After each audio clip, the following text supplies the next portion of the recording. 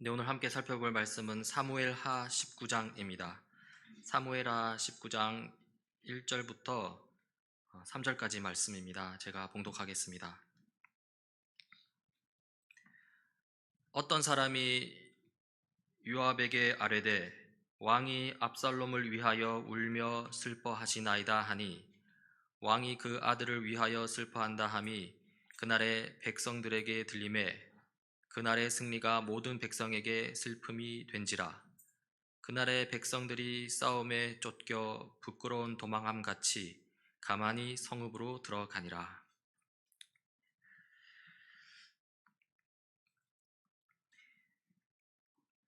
반역자 압살롬이 죽었습니다. 그러나 다윗은 기뻐하지 않았습니다.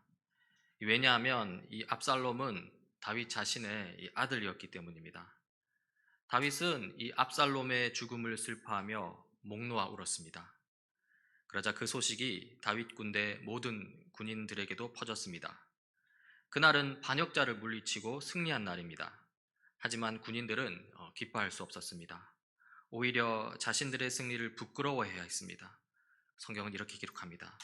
그래서 그날 군인들은 마치 싸움터에서 도망쳐 나올 때에 부끄러워서 빠져나가는 것처럼 슬며시 성 안으로 들어왔다. 이 다윗 군대의 지휘관이었던 요압은요, 이러한 상황을 참을 수 없었습니다. 그리하여 다윗 왕에게 따지러 갑니다. 5절입니다. 마침내 요압이 집으로 왕을 찾아가서 항의하였다. 임금님, 모든 부하가 오늘 임금님의 목숨을 건지고 임금님의 아들들과 딸들의 목숨도 건지고 모든 왕비의 목숨과 후궁들의 목숨까지 건져드렸습니다. 그런데 임금님께서는 오히려 오늘 부하들을 부끄럽게 만드셨습니다. 그러면서 이 다윗의 슬픔이 다윗 편에 선 사람들에게 어떻게 비춰지는지 경고합니다. 6절이죠. 임금님께서는 어찌하여 임금님을 반역한 무리들은 사랑하시고 임금님께 충성을 바친 부하들은 미워하시는 겁니까? 우리 지휘관들이나 부하들은 임금님께는 있으나 마나한 사람들입니까? 임금님께서는 오늘 임금님의 본심을 드러내셨습니다. 차라리 오늘 압살롬이 살고 우리가 모두 죽었더라면 임금님께서는 더 기뻐하셨을 것입니다. 이 임금의 슬픔이 다윗 편에 선 사람들을 미워하는 것으로 느껴지게 한다는 것이죠. 임금의 우는 소리가 다윗 편에 선 사람들을 초라하게 만들고 하찮게 만든다는 것입니다. 그리하여 이 다윗이 압살롬의 죽음보다 다윗 임금 편에 선 사람의 죽음을 더 바랐던 게 아니냐는 것입니다. 그리고는 다윗에게 무섭게 경고합니다. 이제라도 일어나 밖으로 나가셔서 임금님의 부하들을 위로의 말로 격려해 주십시오. 제가 주님의 이름을 걸고 맹세하지만 지금 임금님께서 밖으로 나가지 않으시면 오늘 밤에 한 사람도 임금님 곁에 남아있지 않을 것입니다. 그러면 임금님께서 젊은 시절부터 이제까지 당한 그 모든 환난보다도 더 무서운 환난을 당하실 것입니다. 이 다윗 왕이 이대로 슬픔에 겨워 울기만 한다면 결국 다윗 왕편에 선 사람 모두가 이 등을 돌리게 될 것이라는 것이죠. 이 요압의 충고와 경고는 사실 합당했습니다. 다윗은 한 아들의 아버지이기도 했지만 또 한 나라의 왕이었습니다. 특히 지금 상황은 이 다윗에게 이 왕으로서의 역할을 요구하고 있었고요. 그리고 다윗은 왕으로서 처신해야 했습니다. 승전가를 울려야 했고요. 승리한 자신의 군대를 치하해야 했습니다. 하지만요, 어쨌거나 다윗이 지금 슬펐던 것은 또 분명한 사실입니다. 다윗은 마음을 추스르고 이제 왕으로서 처신하고자 합니다. 울음을 멈추고 다시 백성들 앞에 서고자 합니다. 8절입니다. 그러자 왕이 일어나서 성문 문루로 나와 앉았다. 임금님께서 성문 문루에 앉아 계신다 하는 소식이 모든 부하에게 전해지니 모든 부하가 왕의 앞으로 나와왔다. 그 사이에 이스라엘 사람들은 모두 도망하여 저마다 자기 집으로 돌아갔다. 이 다윗이 백성들 앞에 서죠. 이 성문 문루로 나왔다고 합니다. 다윗은 거기서 승리한 부대에게 위로와 격려를 할 참입니다. 그리고는 공식적으로 승리를 선언할 참입니다. 그런데요, 그렇게 다윗의 승리가 공식적으로 선포될 때 이 성경은 이스라엘 사람들이 모두 도망하여 저마다 자기 집으로 돌아갔다고 합니다. 그렇죠? 여기에 언급된 이스라엘 사람은 이스라엘 사람들, 그러니까 도망치는 이스라엘 사람들은 누구를 가리킬까요? 바로 압살롬을 따랐던 사람들입니다. 압살롬을 따라 다윗에게 반역했던 사람들이고요. 그 압살롬이 죽임을 당하게 되자 이제 갈 바를 알지 못하게 된 것이죠. 그리하여 그들 사이에서도 의견이 분분합니다. 이 9절 전반부입니다. 이스라엘 백성은 지파마다 서로 의논이 분분하였다. 지금 이 지파들이 지금 의견이 분분하다고 하죠. 이 지파라는 이 성경에서 나오는 독특한 용어가 나오는데요. 이스라엘은 12개의 지파로 구성되어 있습니다. 여기서 여기 9절에 언급되는 이스라엘 백성의 지파는 다윗이 속한 유다 지파를 제외한 나머지 11개 지파를 가리킵니다. 이 유다 지파를 제외한 이스라엘 나머지 11개 지파 백성들은 대체적으로 다윗을 다시 이스라엘의 왕으로 모시는 데 의견 일치를 이루게 됩니다. 이 압살롬이 죽은 마당에 달리 방법이 없었던 것이죠. 다시 9절 그리고 10절입니다. 이스라엘 백성은 지파마다 서로 의논이 분분하였다.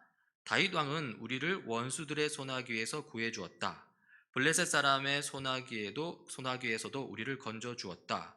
그러나 지금은 압살롬을 피해서 이 나라에서 떠나 있다. 그런데 우리가 기름을 부어서 왕으로 세운 압살롬은 싸움터에서 죽었다. 그러니 이제 우리가 다윗 왕을 다시 왕궁으로 모셔오는 일을 주저할 필요가 어디 있는가? 이렇게 유다 지파를 제외한 나머지 이스라엘 지파들, 그러니까 압살롬을 지지했던 이스라엘 지파들이 이 다윗 왕을 다시 왕으로 모셔오고자 합니다. 그리고 이 소식을 다윗 왕이 듣게 되는데요. 11절 전반부입니다. 온 이스라엘이 하는 말이 다윗 왕에게 전달되었다. 이것은 다윗에게 다행스러운 소식입니다. 그러나 다윗으로는 마냥 좋아하기만 할 수는 없었는데요. 왜냐하면 이 다윗 자기가 속한 유다 지파, 이 압살롬 편에 섰던 유다 지파가 다시 자기에게로 돌아섰다는 소식이 아직 없었기 때문입니다. 그래서 이 다윗이 직접 나서서 유다 지파를 회유하려고 합니다. 다윗이 힘들 때 이 다윗 편이 되어주었던 두 제사장 사독과 아비아달을 통해서 회유하려고 하는데요. 11절과 12절입니다. 다윗 왕은 두 제사장 사독과 아비아달에게 사람을 보내서 이렇게 말하였다. 유다 장로들에게 나의 말을 전하여 주십시오. 그들이 어찌하여 왕을 다시 왕궁으로 모시는 일에 맨 나중이 되려고 하는지, 그들은 나의 친족이요 나의 고륙지친인데 어찌하여 왕을 다시 모셔오는 일에 맨 나중이 되려고 하는지 물어보시기 바랍니다. 한마디로 이스라엘 나머지 11개 지파도 다윗 자기 편에 섰으니 유다 지파도 자기 편에 서 달라는 것입니다. 그러면서 다윗은 유다 지파 장로들에게 이 회유책을 제시하는데요. 13절에 나옵니다. 그리고 아마사에게는 그가 나의 고륙지친이면서도 요압을 대신하여 군대 사령관이 되지 않는다면 하나님이 나에게 무슨 벌을 내리시더라도 내가 달게 받겠다고 하더라고 알려주십시오. 이 13절에서 이 다윗이 아마사를 자기 군대 사령관으로 세우겠다는 것이죠. 그런데 여러분, 이 아마사가 누구입니까? 바로 얼마 전 반역한 압살롬의 군대 사령관이었던 인물입니다. 다시 말해서 다윗을 대적하던 적장입니다. 그런데 지금 그런 인물을 다윗 왕의 군대 사령관으로 삼겠다는 것이죠. 이 주목할 점은 다윗이 현재 군사령관 요압 장군을 해임하고요, 아마사를 그 자리에 세우겠다고 한 것입니다. 요압 장군으로서는 섭섭할 수 있겠는데요, 이게 뒤에 어떤 일을 일으키는지 좀 이따 확인하게 보겠습니다. 아무튼 다윗 왕이 지금 아마사를 군대 사령관으로 삼겠다는 것은 다윗이 이 압살롬을 따랐던 유다 지파 사람들을 무조건적으로 다 수용하겠다는 아주 적극적인 표현입니다. 군대 사령관 아마사도 포용하는데 그 따르던 유다 지파들도 포용 못할 일 없다는 것이죠. 이 유다 지파 사람들 입장에서는 이 다윗의 마음을 받아들이지 않을 수 없었고요. 그리고 성경은 이렇게 기록합니다. 이렇게 다윗이 모든 유다 사람의 마음을 하나같이 자기 쪽으로 기울게 하니 그들이 왕에게 사람을 보내서 말하였다. 임금님께서는 부하들을 모두 거느리고 어서 빨리 돌아오시기를 바랍니다. 이제 다윗은 유다 지파와 그리고 나머지 모든 이스라엘 지파의 지지를 받으며 예루살렘으로 돌아옵니다. 그리고 그렇게 돌아오는 길에 몇몇 중요하고 의미 있는 인물들을 만나게 됩니다. 가장 먼저 시므이입니다. 이 시므이가 누군지에 대해서 좀 간략하게 설명하자면요, 얼마 전 이 압살롬의 반란 때문에 다윗이 예루살렘 왕궁에서 쫓겨날 때 일입니다. 지금은 다시 들어가지만 쫓겨날 때 일입니다. 그때 예루살렘을 떠나는 길에 이 다윗을 신랄하게 비판하던 인물이 바로 시므이입니다. 한번 그때 성경 구절을 보면요, 이렇습니다. 시므이가 다윗을 저주하여 말하였다. 영영 가거라, 이 피비린내 나는 살인자야, 이 불안당 같은 자야. 네가 사울의 집안 사람을 다 죽이고 그의 나라를 차지하였으나 이제는 주님께서 그 핏값을 모두 너에게 갚으신다. 이제는 주님께서 이 나라를 너의 아들 압살롬의 손에 넘겨주셨다. 이런 형벌은 너와 같은 살인자가 마땅히 받아야 할 재앙이다. 신랄하죠? 이 시므이는 이 사울 왕과 같은 이 베냐민 지파 출신입니다.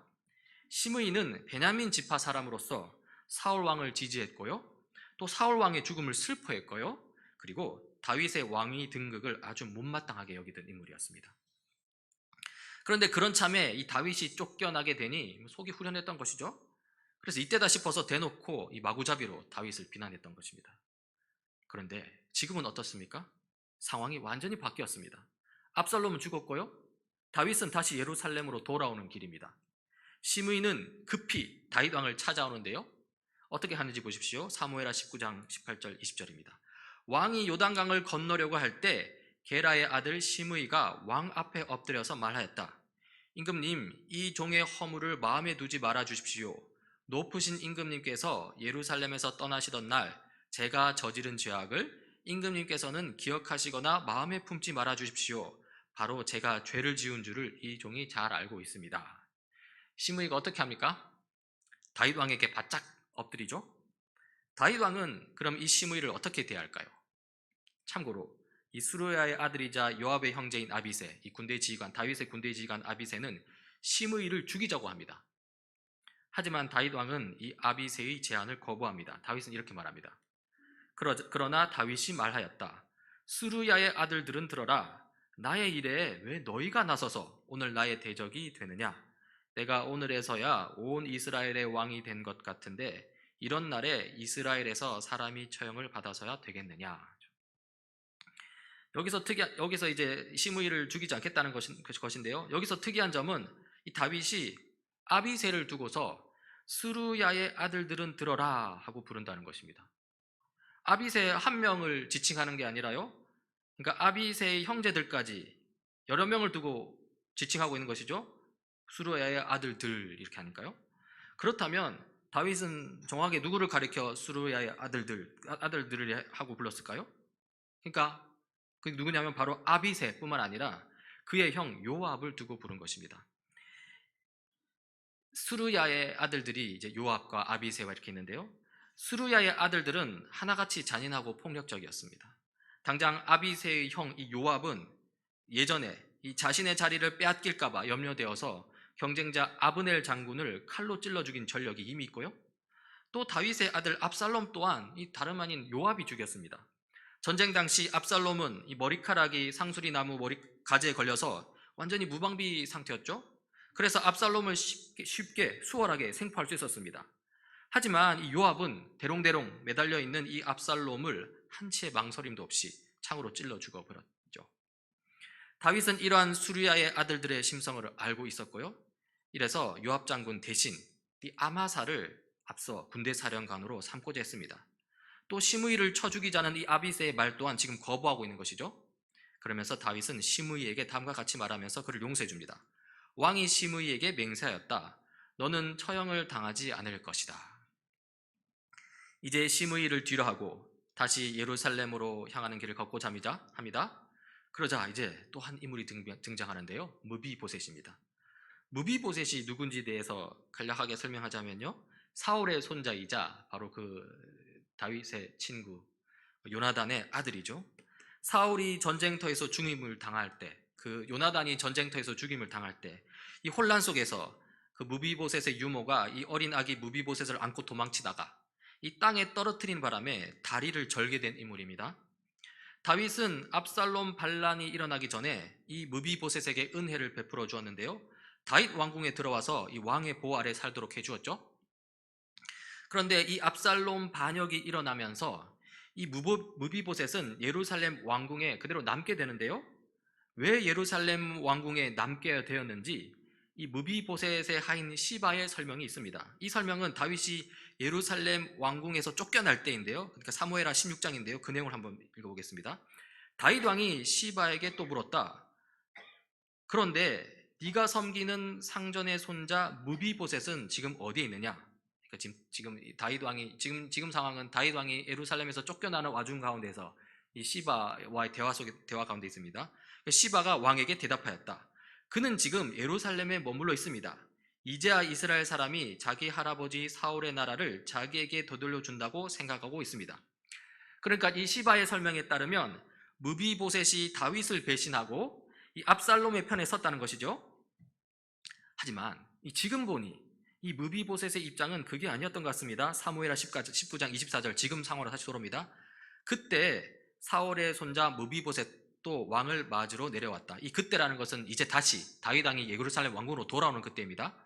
그는 왕이 떠나간 날부터 평안하게 지금 다시 돌아오는 날까지 발도 씻지 않고 수염도 깎지 않고 옷도 빨아 입지 않았다. 이 성경 구절에 따르면 이 무비보셋은 다윗 왕이 예루살렘 왕궁에서 쫓겨나던 날부터 지금까지 오히려 슬퍼했다고 나옵니다. 발도 안 씻고 수염도 깎지 않고 옷도 빨아 입지 않았다고 나오죠. 하지만 이러한 상황을 모르는 다윗이고요. 다윗은 어째서 이 무비보셋이 자기 자신과 함께 예루살렘을 떠나지 않았는지를 직접 묻습니다. 그러자 무비보셋이 대답합니다. 그가 대답하였다. 높으신 임금님, 저는 다리를 절기 때문에 나귀를 타고 임금님과 함께 떠나려고 제가 탈 나귀를 안장에 얹으라고 저의 종 시바에게 일렀으나 그 종이 그만 저를 속였습니다. 그리고는 그가 임금님께 가서 이 종을 모함하기까지 하였습니다. 그러니까 자기 종 시바가 거짓말을 했다는 것이죠. 하지만 다윗으로서는 그 진위를 확인할 수 없습니다. 증거는 없고 다만 서로 다른 주장만 있기 때문이죠. 이런 상황에서 이 다윗은 섣불리 판단하지 않고요. 시바와 무비보셋 둘 다에게 호의를 베푸는 것으로 일을 마무리 짓고자 합니다. 처음 예루살렘을 떠날 때는 이 시바의 말을 듣고 무비보셋에게 준 재산을 모두 시바에게 주었다가요. 이제 무비보셋의 말을 듣고 그 재산을 이제 둘로 나누어서 시바와 무비보셋이 나누어 가지게 한 것이죠. 사실 진실을 말한 것으로 추정되는 무비보셋입니다. 이 무비보셋 입장에서는 좀 불만스러울 수 있는데요. 하지만 무비보셋은 그렇게 생각하지 않았습니다. 그는 다윗의 결정에 대해 오히려 그냥 감사하게 여기면서 다음과 같이 대답합니다. 무비보셋이 왕에게 아뢰었다. 높으신 임금님께서 안전하게 왕궁으로 돌아오시게 되었는데 이제 시바가 그 밭을 다 차지한들 어떻습니까? 그런데도 저에게 절반이라도 다시 돌려주시니 감사합니다. 이런 의미겠죠. 자, 이제 다시 다윗 왕은 예루살렘 왕궁으로 향하는 걸음을 재촉합니다. 다윗은 유다 지파 자기 백성들과 함께 요단강을 건너는데요. 그런데 또 문제가 발생했습니다. 유다 지파를 제외한 나머지 이스라엘 지파들이 이 다윗에게 따지고 드는 일이 발생한 것이죠. 그 내용이란 게 이렇습니다. 그런데 갑자기 온 이스라엘 사람이 왕에게 몰려와서 이렇게 말하였다. 어찌하여 우리의 형제인 유다 사람들이 우리와 의논도 없이 임금님을 몰래 빼돌려 임금님과 임금님의 가족과 다윗 왕의 모든 신하를 모시고 건넜습니까? 그러니까 지금 이스라엘 나머지 지파들의 말인즉슨 다윗 왕의 복권을 위한 그 자리에 자기들을 빼놨다는 것이죠. 그러니까 별로 기분이 안 좋다는 거죠. 그러자 어떻게 합니까? 유다 지파가 가만히 있지 않습니다. 지지 않고 말합니다. 대응합니다. 그러자 온 유다 사람이 이스라엘 사람에게 대답하였다. 우리가 임금님과 더 가깝기 때문이다. 너희가 이런 일로 그렇게 화를 낼 이유가 무엇이냐? 우리가 임금님께 조금이라도 얻어먹은 것이 있느냐? 임금님이 우리에게 조금이라도 주신 것이 있어서 그러는 줄 아느냐? 그러니까 유다 지파의 주장인즉 다윗 왕은 유다 지파에 속한 인물이라는 것입니다. 이렇게 자기들과 가까운 다윗 왕이니 자기들이 다윗 왕을 모시고 예루살렘 왕궁으로 들어가는 게 당연하다는 것이죠. 그러자 이스라엘 나머지 지파들이 또 불만을 또 쏟아냅니다. 그러자 이스라엘 사람은 유다 사람에게 이렇게 말하였다. 우리는 임금님께 요구할 권리가 너희보다 10갑절이나 더 있다. 그런데 어찌하여 너희는 우리를 무시하였느냐? 높으신 임금님을 우리가 다시 모셔와야 되겠다고 맨 먼저 말한 사람이 바로 우리가 아니었더냐? 이스라엘 나머지 지파가 자기가 먼저 모시고 했다가 했는데요. 사실 이 주장이 틀린 말은 아닙니다. 그렇죠? 사실 다윗 왕의 복권을 먼저 말한 쪽은 이스라엘 나머지 지파들이 맞습니다. 그 소식이 먼저 다윗 왕에게 전달되고요. 그러자 다윗 왕이 유다 지파를 회유하기 위해서 압살롬의 군대 사령관 아마사를 다윗 자기 군대의 사령관으로 삼겠다고 한 것이죠. 그렇게 해서 유다 지파가 다시 다윗에게 돌아온 것이죠. 하지만 유다 지파 사람들은 강경했습니다. 그러한 이스라엘 지파들의 그 판단에 대해서 전혀 인정하지 않았고요. 어쨌거나 다윗은 지금 유다 지파에 속한 자기네 사람이라는 것이죠. 이러니 어떻게 되겠습니까? 이스라엘 나머지 지파들에게서 불만이 더욱더 깊어져 가고요. 결국에 이것은 또 다른 반역의 씨앗이 되고 맙니다. 베냐민 지파 출신 이 세바라는 인물이 반란을 일으키는 것이죠. 사무엘하 20장 1절입니다. 그 즈음에 불량배 한 사람이 그곳에 있었는데 그의 이름은 세바였다. 그는 비그리의 아들로서 베냐민 사람이었다. 그는 나팔을 불면서 이렇게 외쳤다. 우리가 다윗에게서 얻을 몫은 아무것도 없다. 우리가 이새의 아들에게서 물려받을 유산은 아무것도 없다.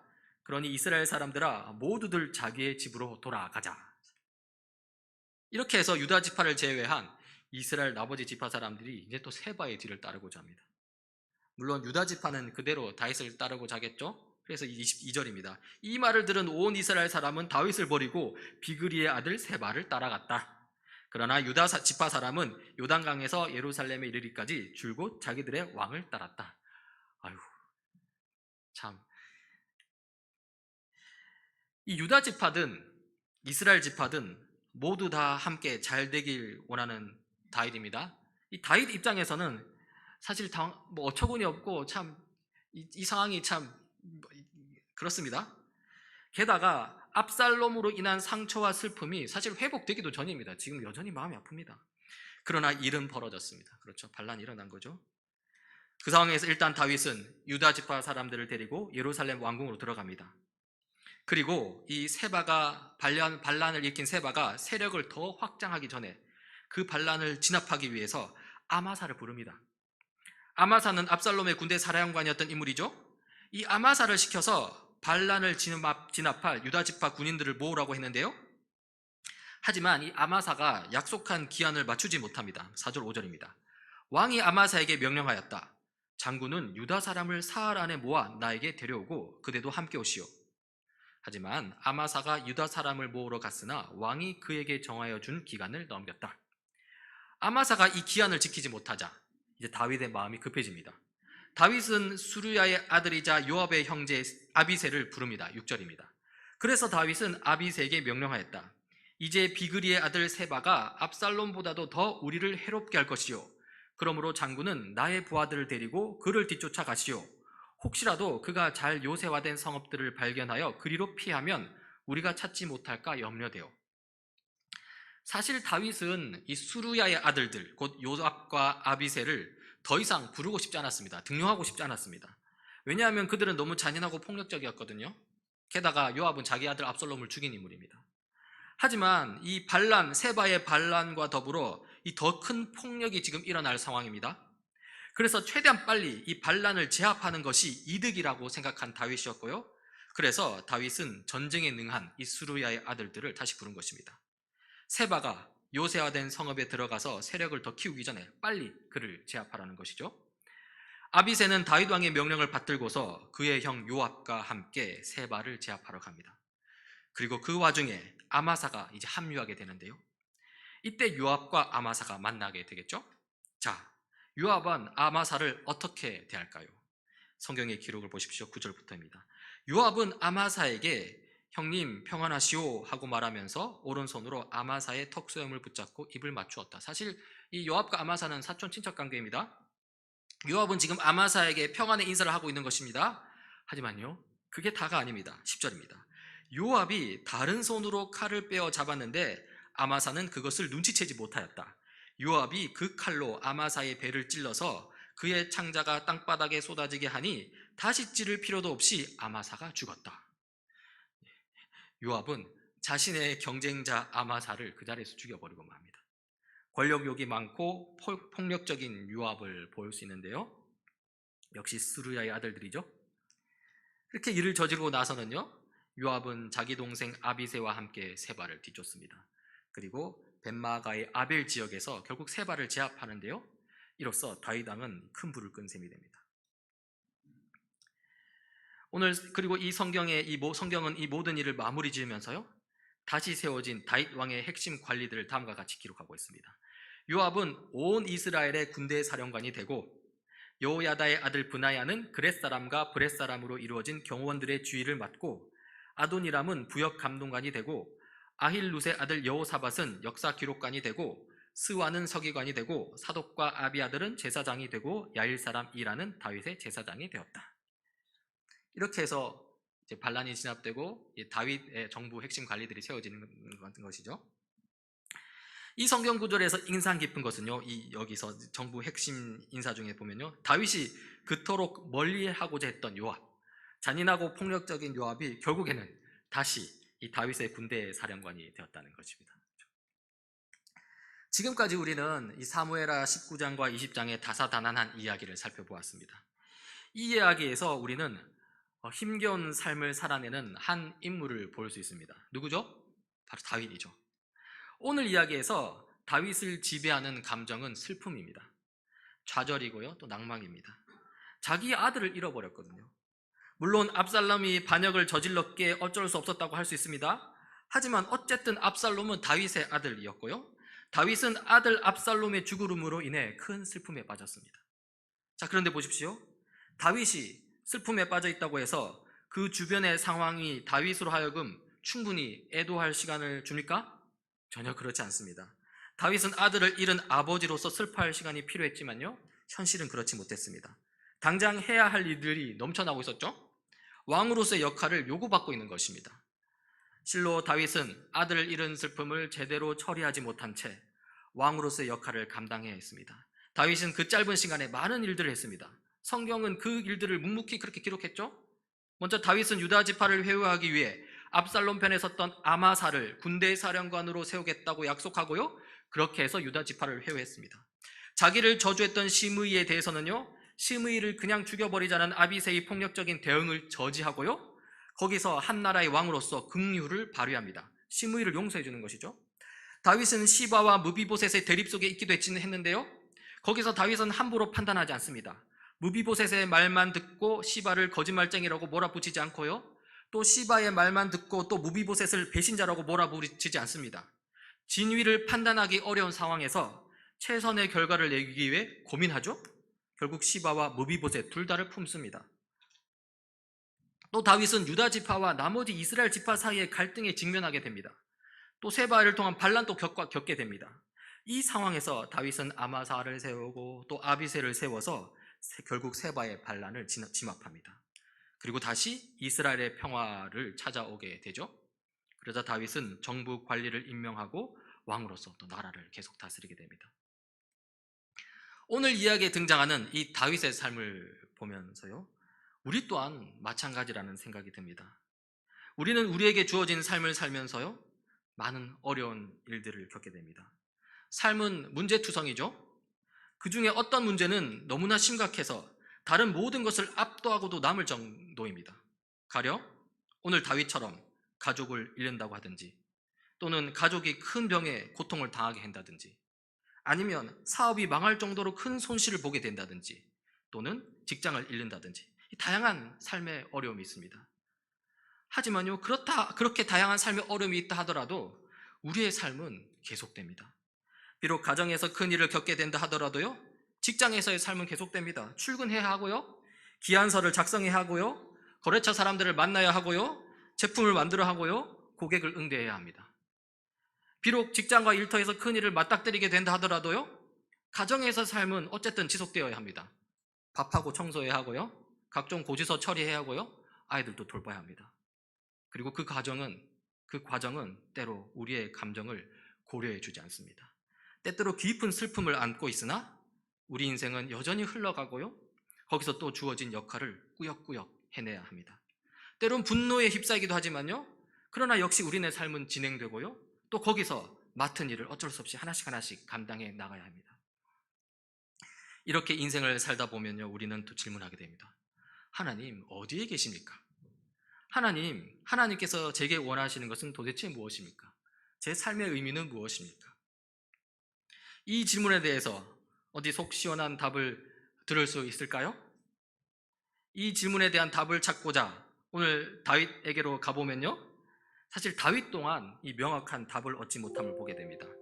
이스라엘 12지파는 여전히 분열되어 싸우고요, 반란은 또 일어나고요, 그의 군대 사령관은 여전히 잔인하고 폭력적이고요, 그 잔인하고 폭력적인 군대 사령관을 여전히 또다시 군대 사령관으로 다시 임명해야 하는 현실, 사실 어떻게 보면 답이 없어 보이는 현실입니다.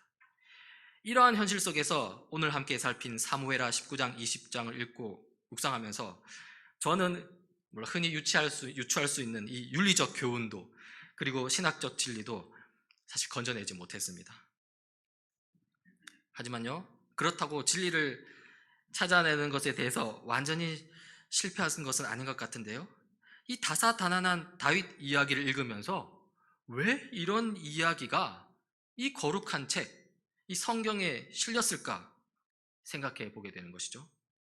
우리가 거룩한 의미를 찾을 수 없다고 치부할 만한 이 세속적인 일상이 어떻게 거룩한 책에 실려 있을 수 있을까 생각해 보게 되는 것입니다.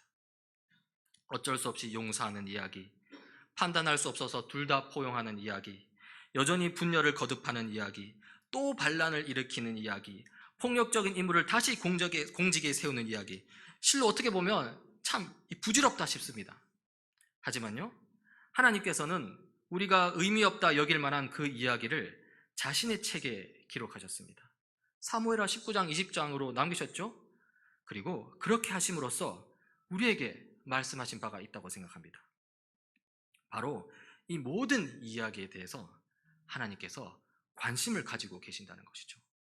답 없는 다윗의 이야기도, 또 우리 스스로 가치 없다고 여길 만한 우리의 일상 이야기도 하나님이 다 지켜보고 계신다는 것이죠. 결국 거룩한 삶은 내가 대단한 것을 이루어내는 삶만을 의미하지 않습니다. 오히려 아주 일상적인 삶, 이미 우리에게 주어진 현실을 살아내는 작은 삶에서 시작되는 것입니다. 하나님은 그러한 우리의 사소한 일상을 바라보고 계시고요, 또 거기서 우리와 함께 하시고요, 또 우리로 하여금 거기서 하나님을 기대하도록 요청합니다. 다니엘 세시대 교우 여러분, 우리의 사소한 일상을 바라보시는 하나님을 의식하며 살기 바랍니다. 이 코람데오라고 하죠. 이 하나님 앞에서라는 말입니다. 하나님 면전의식이라고 하기도 하는데요, 하나님이 우리와 함께 하신다는 것입니다. 비록 보이지 않는다 하더라도, 비록 느껴지지 않는다 하더라도 하나님은 어디든 계시고 또 우리와 함께 하십니다. 그리고 우리와 함께 하시는 하나님께서는요, 우리에게 가장 적합한 길, 또 우리에게 최선이 되는 길로 우리를 이끄실 것입니다. 그 하나님을 믿고 의지하면서 오늘도 그리고 내일도 그리스도인으로서 한 걸음씩 뚜벅뚜벅 걸어가는 우리 모두가 되길 간절히 바랍니다. 자, 기도하시겠습니다. 하나님 아버지, 주님께서 우리를 일상생활로 부르셨습니다. 일상 그 부르심의 자리에서 하나님을 찾고 구하는 저희들이 되게 하옵소서. 때때로 의미를 발견할 수 없는 것처럼 느껴지는 그 일상의 자리에서 하나님의 일하심을 볼 수 있게 하시고 그 자리에서 은혜를 누리게 하옵소서. 예수님 이름으로 기도드립니다. 아멘.